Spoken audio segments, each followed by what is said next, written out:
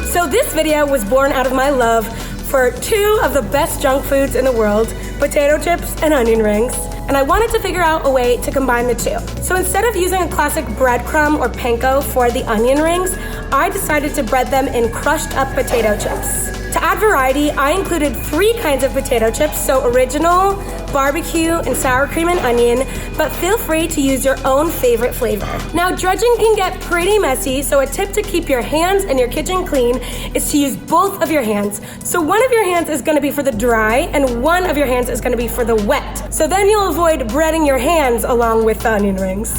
Be sure to use a thermometer when you're frying to make sure your oil gets to the right temperature. That way your onions will be able to cook through and also brown on the outside without burning. This recipe is perfect for a party or if you're watching your favorite sports team, and I hope you try it and love it as much as I do. All right, happy cooking! Oh, yes!